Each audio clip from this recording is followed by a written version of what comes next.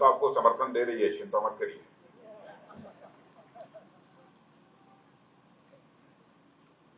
इस विधानसभा क्षेत्र के लोकप्रिय प्रत्याशी जो आपके इसके पहले विधायक भी रह चुके हैं और मां बाप ने तो पहले ही इनका नाम प्रेमी रख दिया है और बहुत प्रेम के साथ उन्होंने अपने दायित्व का निर्वहन किया है। ऐसे हमारे मुलक राज जी प्रेमी, हमारे सुंदर जी चौधरी प्रभारी हैं, हमारे हरियाणा के रहने वाले हैं, बहुत डायनेमिक लीडर हैं। और हमारे इंदु गोस्वामी जी राज्यसभा सांसद, कहाँ है गोस्वामी जी? है, वही मैंने कहा। श्री हरदत्त जी शर्मा जिलाध्यक्ष, श्री भीखम जी कपूर, श्री करण जाम्वाल जी, श्रीमती राधा देवी, श्रीमती कांता देवी जी नगर पंचायत चेयरमैन, कैप्टन मुलक राज जी शर्मा मंडल महामंत्री, अनिल कटोच जी जिला परिषद सदस्य, सुरेंद्र राणा जी, बलदेव राणा जी, श्रीमती सुरेश राणा जी, श्रीमती निर्मला धरवाल महिला मोर्चा के अध्यक्ष, और श्री तिलक राज जी, बहुत अच्छे तिलक राज जी, आपका स्वागत है, आपने समर्थन दिया। और इस सभा में मौजूद मेरे सभी सम्मानित बहनों एवं भाइयों, मैं दूसरी बार इस विधानसभा क्षेत्र की किसी सार्वजनिक सभा को संबोधित करने के लिए आप लोगों के सामने खड़ा हुआ हूं। मैं पहले आभार व्यक्त करना चाहता हूं। पिछली बार मैं आप सबके बीच आया था और इसी मुलक राज जी प्रेमी के लिए मैंने आप लोगों से मतों की याचना की थी। आपने उसे स्वीकार किया और मुलक राज जी प्रेमी को भारी मतों से आपने विजय दिलाई है। इसके लिए मैं आप सभी के प्रति आभार व्यक्त करता हूं। दूसरी बार आया हूं, 5 वर्षों के बाद आया, फिर भी आप लोगों ने तालियों के द्वारा स्वागत किया है, साल पहनाकर स्वागत किया है, बाबा बैजनाथ की प्रतिमा हमें भेंट करके स्वागत किया है। लेकिन भारत की परंपरा है और शिष्टाचार का तकाजा भी है, स्वागत, अभिनंदन और सलाम दुआ कभी एक तरफा नहीं होना चाहिए। इसलिए मैं भी अपनी तरफ से शीश झुकाकर आप सभी बहनों भाइयों का हार्दिक अभिनंदन करता हूं, आप सभी का स्वागत करता हूं। मेरे बहनों भाइयों, जहां तक हिमाचल इस प्रदेश का प्रश्न है, जनसंख्या की दृष्टि से यह प्रदेश बहुत छोटा है, लेकिन इस सच्चाई को कोई नकार नहीं सकता है। भारत की यदि कोई देवभूमि है तो हिमाचल है, उत्तराखंड है। और देवभूमि के साथ साथ इस भूमि की सबसे बड़ी विशेषता है, यह शौर्य और पराक्रम की धरती है, वीरता और बलिदान की धरती है। और मैं तो यह कहता हूं कि यहां की हवा में आध्यात्म की खुशबू आती रहती है। और इतना ही नहीं, यहां की हवाओं में तो वीरता और बलिदान की कहानियां भी तैरती रहती है। भारत का रक्षा मंत्री होने के नाते इस सच्चाई को भी मैं जानता हूं। एक से बड़े प्रकार के बड़े से बड़े बलिदान देने का काम भी हिमाचल धरती, हिमाचल की माताओं बहनों की कोख से पैदा हुए जवानों ने किया है। यदि मैं सबके नामों की चर्चा करूंगा तो लंबा समय लगेगा। किसी का नाम मैं लूं, किसी का छोड़ दूं, यह भी उचित नहीं लगता है। लेकिन इस मिट्टी में खेल कूद कर बड़े हुए हमारी माताओं बहनों की कोख से पैदा हुए जिन जवानों ने भारत के मान, सम्मान और स्वाभिमान की रक्षा करने के लिए अपना बलिदान दिया है, उनकी स्मृति को भी मैं सबसे पहले शीश झुकाकर मैं नमन करता हूं। आप लोगों ने 2017 में यहां पर भारतीय जनता पार्टी की सरकार बनाई, जयराम जी ठाकुर हमारे मुख्यमंत्री बने। सामान्यतः मैंने देखा है कि कोई सरकार यदि 5 वर्षों तक काम करती है तो कोई न कोई छोटा मोटा कुछ भ्रष्टाचार का आरोप मंत्रियों के ऊपर, विधायकों के ऊपर लग जाता है। लेकिन बहनों भाइयों, जहां तक मेरी जानकारी है, इस बात पर तो बहस हो सकती है कि जयराम जी को इतना काम करना चाहिए था, उन्होंने इतना ही किया, कुछ और कर दिया होता तो ज्यादा अच्छा था। स्वाभाविक है, चाहे कोई व्यक्ति कितना भी काम करे, यह बहस की गुंजाइश बनी रहती है। लेकिन इतनी बात मैं दावे के साथ कह सकता हूं, कोई मां का लाल, हिमाचल का ही नहीं बल्कि भारत का कोई मां का लाल उंगली उठाकर नहीं कह सकता कि हिमाचल के मुख्यमंत्री जयराम ठाकुर के दामन पर कोई भ्रष्टाचार की डाल रही है।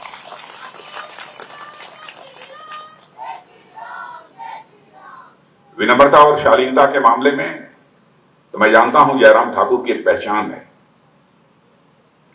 और मैं केवल पिछले चुनाव से ही हिमाचल में नहीं आ रहा हूं, दो बार पार्टी का मैं राष्ट्रीय अध्यक्ष रहा हूं।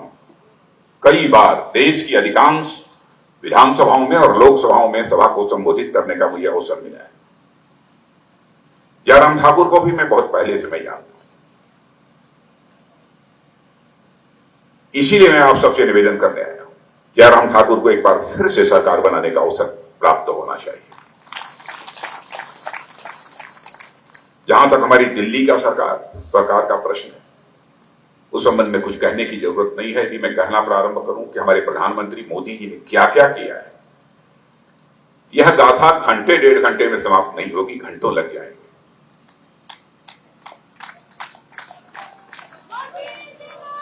बहनों भाइयों, मेरे बहनों भाइयों, अपने कलेजे पर हाथ रखकर खुद से पूछना, क्या कभी किसी ने सोचा था कि वह भी दिन भारत में आएगा कि कोई ऐसा मां का लाल भारत का प्रधानमंत्री बनेगा जो यह कहेगा कि 2022 समाप्त होते होते हम इस हिंदुस्तान में ऐसे हालात पैदा कर देंगे कि एक भी परिवार शेष नहीं बचेगा जिस परिवार को अपना सिर ढकने के लिए पक्का छत न मुहैया हो जाए। और मैं दावे के साथ कह सकता हूं, इस काम को हमारे प्रधानमंत्री मोदी जी ने इस हिमाचल में भी किया। क्या कभी किसी ने सोचा था गरीब से गरीब परिवार में पैदा हुई माता बहन की भी इज्जत होती है, उसका भी सम्मान किया जाना चाहिए। नित्य क्रिया के लिए किसी को बाहर न जाना पड़े, घर घर में शौचालय बनना चाहिए। क्या कभी किसी ने कल्पना की थी? मैं दावे के साथ कहता हूं कि आज हिंदुस्तान में शायद ही कोई ऐसा घर बचा होगा जिस घर में शौचालय न।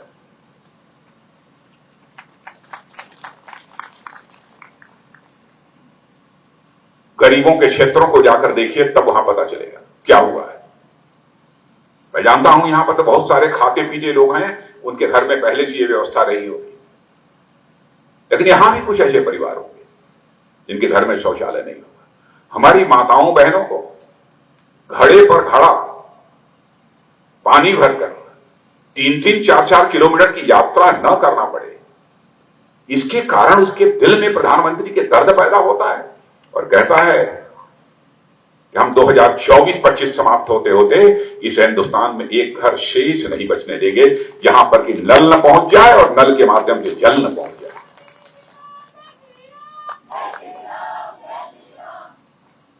और आज हिमाचल में भी यह काम तेजी के साथ हो रहा होगा, मैं जानता नहीं हूं, लेकिन पूरी तरह से आश्वस्त हूं कि हो रहा होगा, क्योंकि हिंदुस्तान के जिन भी राज्यों में मैं जाता हूं, जो हाथ उठाकर कहते हैं कि साहब यह काम हमारे यहां हो गया है, या कुछ लोग कहते हैं कि हमारे यहां यह काम चल रहा है। यह कोई छोटी बातें नहीं है। गरीब आदमी पैसे के अभाव में तड़प तड़प कर दम तोड़ देता था, इलाज कराने के लिए पैसा नहीं था। क्या कभी भारत ही नहीं, मैं दुनिया की बात करता हूं मेरे बहनों भाइयों, कोई नहीं कह सकता क्या गरीब से गरीब व्यक्ति सड़क पर पड़ा हुआ हो, लेकिन यदि उसका रजिस्ट्रेशन है, इस बात की पक्की गारंटी है वह बीमारी के कारण, इलाज का अभाव होने के कारण वह दम नहीं तोड़ने पाएगा, बल्कि 5 लाख रुपए तक का उसका मुफ्त इलाज होगा। और मैं तो आपके मुख्यमंत्री को भी बधाई देना चाहता हूं, उन्होंने भी करिश्माई काम किया है। इसके अतिरिक्त भी उन्होंने कई सारी योजनाएं चलाई है। हिम केयर योजना, माने केंद्र सरकार ने जो किया है उसके अतिरिक्त आपके मुख्यमंत्री जयराम ठाकुर ने चलाई। आयुष्मान भारत की योजना आपकी जानी पहचानी योजना है, कोई विश्वास नहीं कर सकता कोरोना का संकट था मेरे बहनों भाइयों, और मैं प्रेस के दोस्तों से भी कहना चाहता हूं कि राजनाथ सिंह सार्वजनिक सभाओं में भी कभी झूठ नहीं बोलते हैं, तथ्यों को तोड़ मरोड़ कर लोगों के सामने प्रस्तुत नहीं करते हैं।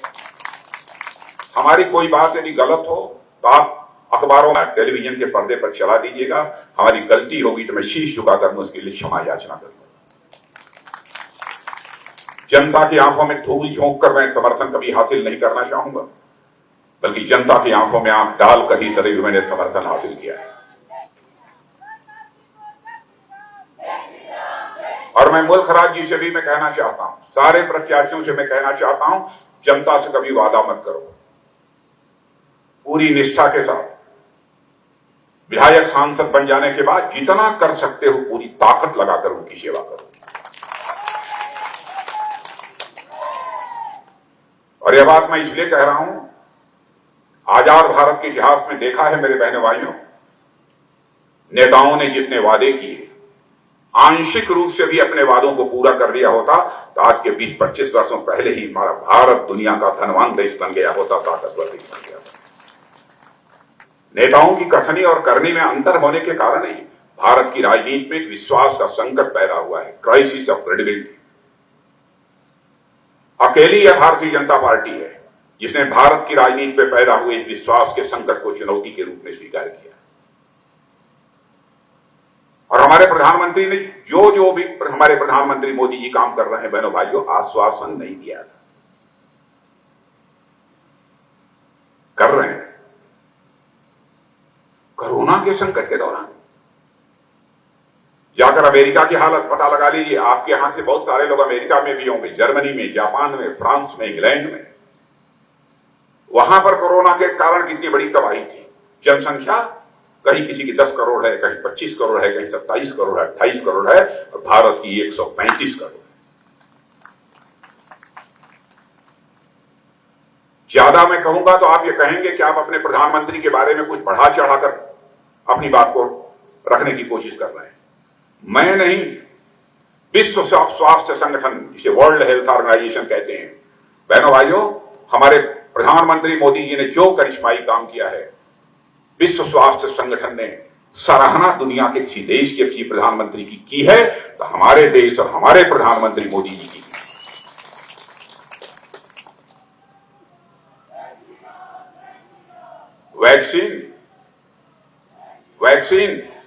वैक्सीन हमारे यहां नहीं बनता था, वैक्सीन भी बनना शुरू हुआ।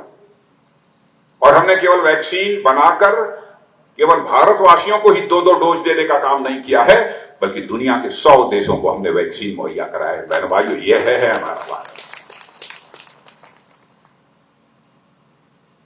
लोगों की मदद की है।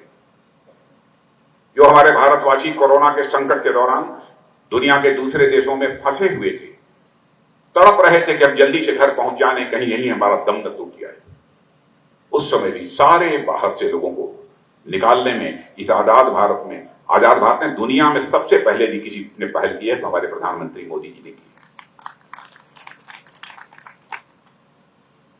जितना भी कहा जाए, यहां पर जो आप लोग बैठे हुए, मैं दावे के साथ कह सकता हूं शायद सभी का 2-2 बार वैक्सीनेशन हो गया होगा, नहीं तो हो गया कि नहीं हो गया, जो हाथ उठाए सबका हो गया, 3 बार हो गया। और मेरे बहनों भाइयों, दुनिया के दूसरे देशों में जाकर पता लगा यह होती है सेवा। वादे करके काम नहीं पूरे किए जा सकते, दिल में तड़पन होनी चाहिए जनता के लिए कुछ कर गुजरने की। और आपको जानकर खुशी होगी, कोरोना के संकट के कारण और रूस और यूक्रेन के बीच जो इस समय युद्ध चल रहा है, उसके कारण एक आर्थिक संकट पैदा हुआ है। उस आर्थिक संकट से भी, उस आर्थिक संकट की स्थिति में भी आज दुनिया में आर्थिक दृष्टि से, तुलनात्मक दृष्टि से देखा जाए, सबसे बेहतर स्थिति किसी की है? हमारे भारत की है।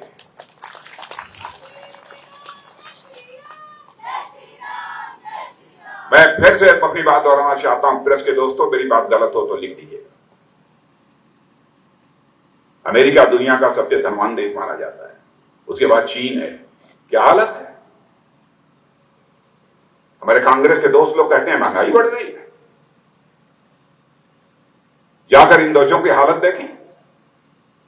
विश्व में यदि कोई संकट पैदा होता है बहनों भाइयों, तो कोई देश उस संकट के प्रभाव से अछूता नहीं रह सकता। पूरी दुनिया एक ग्लोब बन गई है, विलेज बन गई है, ग्लोबल विलेज, वैश्विक गांव बन गया है पूरा। और देश की अर्थव्यवस्था का जहां तक प्रश्न है, मैं दावे के साथ कहता हूं महंगाई हमारे यहां सबसे कम है। दुनिया के अन्य देशों को उठाकर कोई देखे भाई, इतना बड़ा 2 साल तक संकट छाया रहा। रूस यूक्रेन की लड़ाई चल रही है, सारी चीजें आती जाती, अनाज फनाज ये वो बहुत सारी चीजें, सबका नाम नहीं लेना चाहता, आना जाना बंद हो गया है। स्वाभाविक रूप से उसका असर होगा। लेकिन मैं कांग्रेस के दोस्तों से बतलाना चाहता हूं, आपके शासनकाल में भारत की अर्थव्यवस्था का आकार दुनिया में 9वें 10वें स्थान पर था। इतने वर्ष के अंदर ही जंप देकर प्रधानमंत्री ने, हमारे प्रधानमंत्री मोदी जी ने लाकर दुनिया के 5वें स्थान पर भारत को खड़ा कर दिया।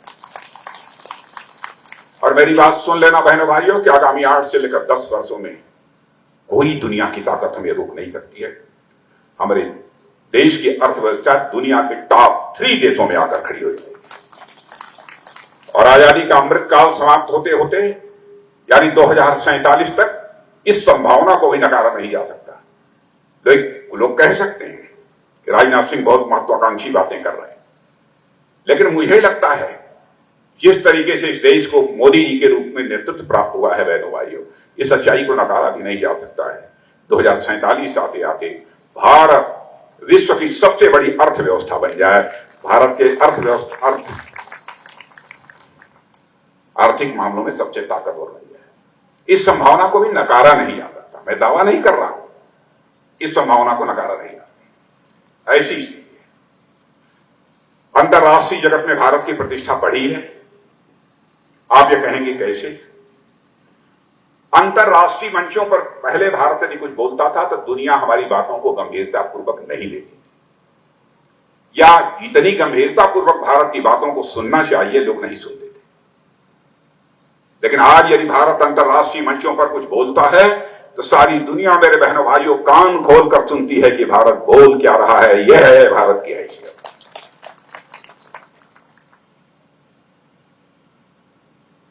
भारत की हैसियत बढ़ी है सारी दुनिया में। भारत अब कमजोर भारत नहीं रहा। भारत के हमारे सेना के जवानों ने जिस समय भारत और चाइना के बीच 2020 में स्टैंड ऑफ हुआ था, उस समय गलवान की घाटी में हमारे भारत के जवानों ने जो करिश्माई काम किया है बहनों भाइयों, सारे विश्व को संदेश चला गया कि भारत अब यह कमजोर भारत नहीं रहा है, भारत दुनिया का ताकतवर देश बन गया। मैं तो अपने पूर्व सैनिक भाइयों से भी मैं जानता हूं, अभी कांगड़ा में मैं आया था यहां के पूर्व सैनिकों को सम्मानित करने के लिए कुछ ही दिनों पहले।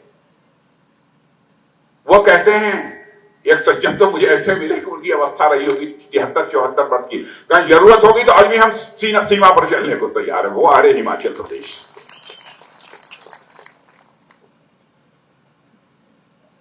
क्या भारत को कोई नीचा दिखा देगा? वो जमाना लग गया। और मेरे बहनों भाइयों, आज हमारे प्रधानमंत्री की सारी दुनिया में जो प्रशंसा होती है, दुनिया के राष्ट्राध्यक्ष हमारे प्रधानमंत्री की प्रशंसा करते हैं, स्वाभाविक रूप से हर भारतवासी का सीना अपने आप चौड़ा हो जाता है। यह कोई छोटी बात नहीं है। जहां तक रक्षा क्षेत्र का प्रश्न है, रक्षा मंत्री हूं, सुनना चाहते हो, हमारे यहां पर पूर्व सैनिक बैठे होंगे, सभी सम्मानित पूर्व सैनिक कुछ बैठे होंगे जरूर, बहुत बहुत आप सबका अभिनंदन है। पहले सामान रूस से मंगाना है, अमेरिका से मंगाना है, कहां से मंगाना है, छोटी छोटी बंदूक बारूद एमिनिशंस हम दुनिया के दूसरे देशों से मंगाते थे। हमारे प्रधानमंत्री ने कहा अब हमें आत्मनिर्भर बनना चाहिए रक्षा क्षेत्र के मामले में, यही तैयार करेंगे, भारत में बनेगा, भारतवासियों के हाथों से बनेगा। मेक इन इंडिया, भारत में बनाओ, भारतवासियों के हाथों से बनाओ, और मेक फॉर द वर्ल्ड, सारी दुनिया के लिए भी बनाओ। यह हमारे प्रधानमंत्री का आह्वान है।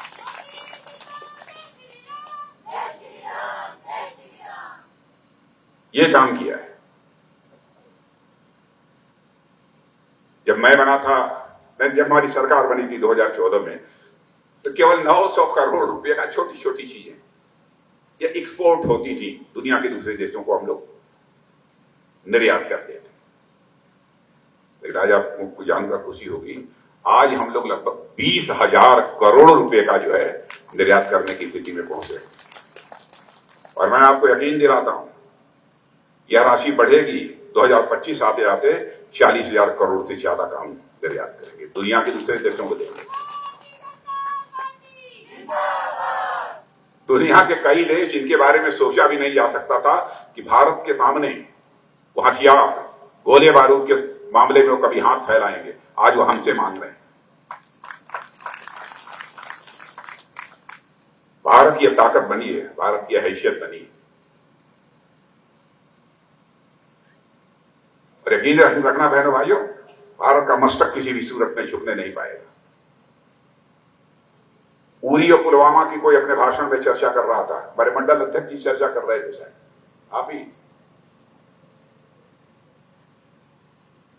पाकिस्तान में समझता था कि हम जब चाहेंगे तब आतंकवाद के हरकतें का रास्ता अपनाकर भारत को हम बिल्कुल दहशत में ला देंगे, भारत को कमजोर कर देंगे, डिस्टेबलाइज कर देंगे।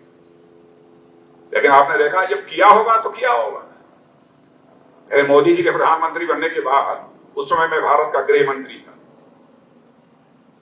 रक्षा मंत्री हमारे स्वर्गीय मनोहर लाल जी पर्रिकर थे। प्रधानमंत्री ने 2-3-4 लोगों को बुलाया, 10 मिनट के अंदर चटपट फैसला कर लिया।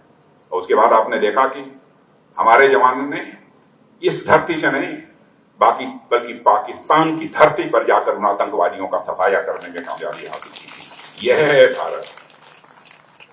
हमने सारे विश्व को संदेश दे दिया कि हम केवल इस पार से ही नहीं, जरूरत पड़ी तो उस पार भी जाकर मार सकते हैं। यह भारत के अंदर है।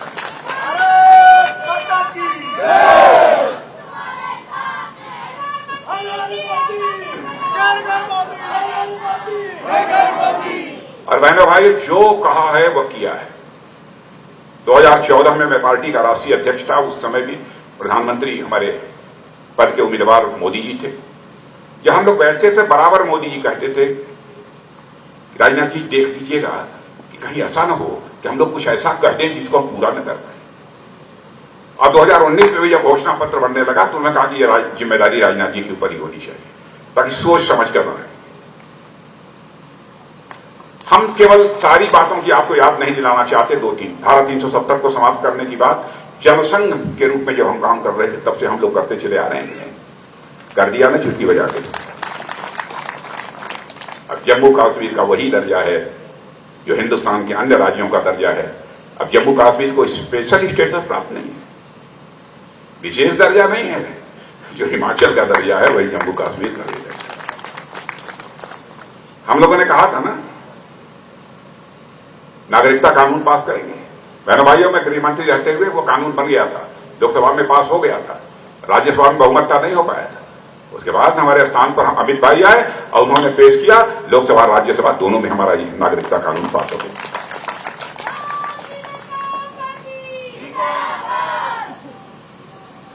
यह है हमारे प्रधानमंत्री की विश्वसनीयता। हम लोग कहते थे 1984 से कहते चले आ रहे, हमारी सरकार बन जाएगी तो अयोध्या की धरती पर भव्य राम का मंदिर बनकर रहेगा। बहनों भाइयों, टेलीविजन के ऊपर देख लिया, अयोध्या में भव्य राम मंदिर बनता हुआ दिखाई दिया कि नहीं दिया? वादे को पूरा किया। और यह भी यूनिफॉर्म सिविल कोड, समान नागरिक संहिता लागू करने की बात। लोग कहते हैं हम वोट हासिल करने के लिए समान नागरिक संहिता की बात कर रहे हैं। समाज को बांटकर, समाज को तोड़कर हम सरकार नहीं बनाना चाहेंगे मेरे बहनों भाइयों।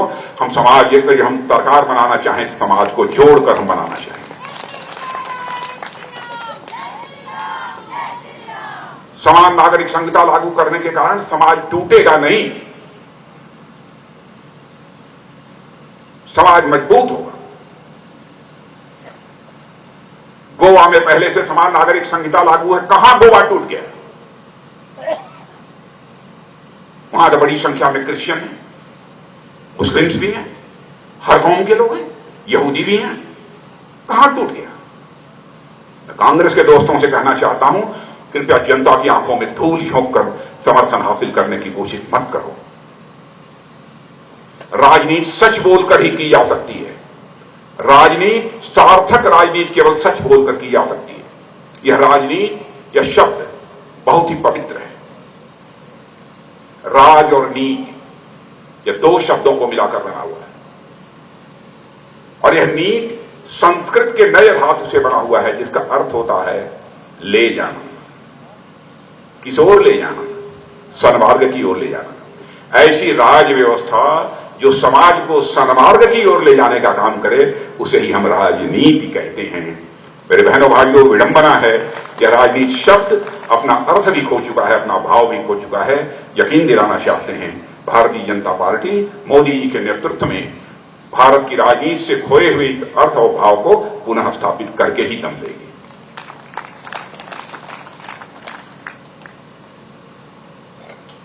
बहुत सारी घोषणा पत्र हमारे जेपी नड्डा जी ने, हमारे राष्ट्रीय अध्यक्ष जी ने जारी किया।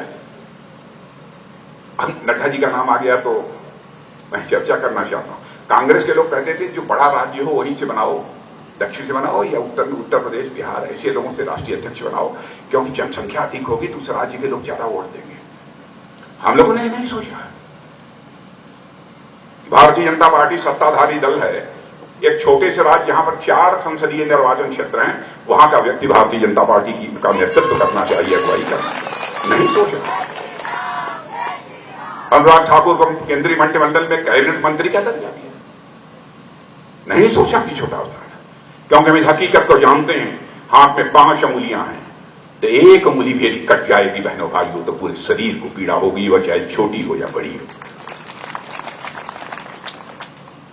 इस रूप में, इस नजरिए से भारत को देखा जाना चाहिए। सांस्कृतिक पुनर्जागरण की धारा हमारे प्रधानमंत्री ने प्रारंभ की है। देखा होगा टेलीविजन के पर्दे पर उज्जैन के महाकाल का भव्य स्वरूप, बद्रीनाथ, केदारनाथ, सोमनाथ। क्या कभी कल्पना की थी? सोचा था किसी ने कि अयोध्या में करोड़ों दीपक एक साथ जलेंगे?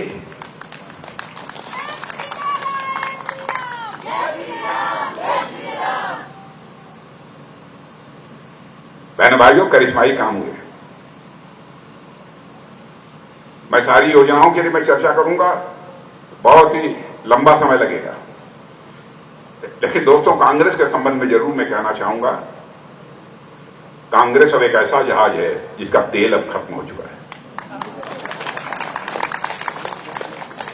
अब कोई पायलट आ जाए, उड़ान भरना तो दूर, रनवे पर भी वह नहीं दौड़ पाएगा। कांग्रेस एक ऐसा डूबता हुआ जहाज, तेल खत्म है। उड़ान भरने की, चाहे कोई पायलट आ जाए, उड़ान भरने की बात तो दूर, रनवे पर भी नहीं दौड़ पाएगा। यह ताकत अब कांग्रेस के अंदर नहीं रह गई। यही स्थिति है। और कांग्रेस के संबंध में जितना भी कहा जाए वो कम है। यदि मुझे क्रिकेट की भाषा में कहना हो, मैं तो दोस्तों में कहूंगा, जहां राजनीति की पिच पर, आप लोग क्रिकेट तो जानते हैं ना खूब अच्छी तरह, जानते हैं कि नहीं? जहां राजनीति की पिच पर गुड लेंथ बॉल डिलीवरी यह बीजेपी बन चुकी है, वहीं पर कांग्रेस एक वाइड बॉल बन चुकी है।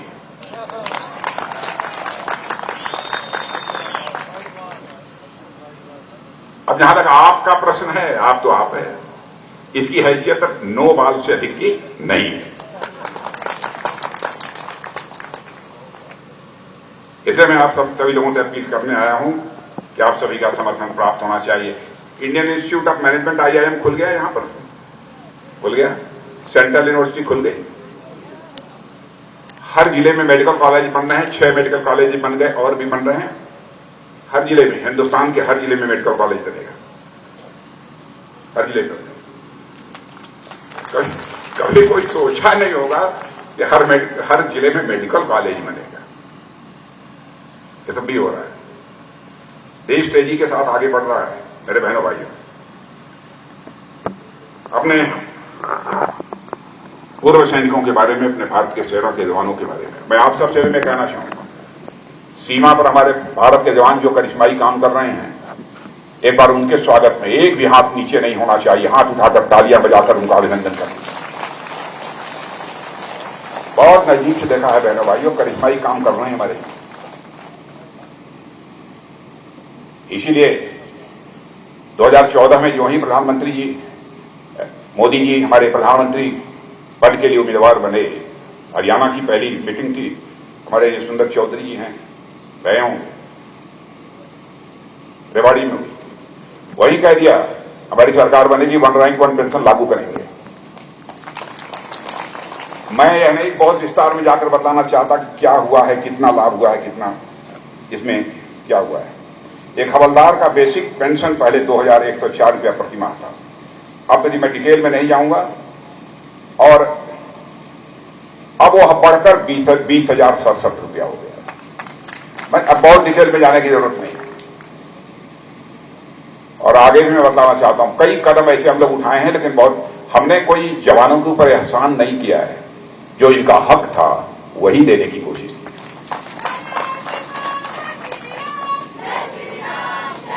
और जितना इन्होंने जिस भाव से, जिस दिली तड़पण के साथ उन्होंने काम किया है, उसकी जितनी भी प्रशंसा की जाए वह कम है। बहनों भाइयों, आगे की भी सार्वजनिक सभा है ना, तो और भी आप लोग फिर मैं बातचीत करता, लेकिन अब इससे ज्यादा कुछ नहीं कहना चाहता। तो मुल्कराज जी को, वैसे मुल्कराज जी शरीर से भी ठीक ठाक हैं, मुल्कराज जी शरीर से भी ठीक ठाक हैं। हाँ, जहां जरूरत पड़ेगी आपके लिए, जहां जरूरत पड़ेगी आपके लिए दोनों हाथ भी कर सकते हैं। लेकिन पिछली बार भी आप लोगों ने 29,000 से जिताया था, तो इस बार इन्होंने 31,000 बहुत कंजूसी किया है। जब भारी मतों से, रिकॉर्ड मतों से जीता कीजिए, यही अपील करने के लिए आप लोगों से आया हूं। आप सबको बहुत बहुत धन्यवाद।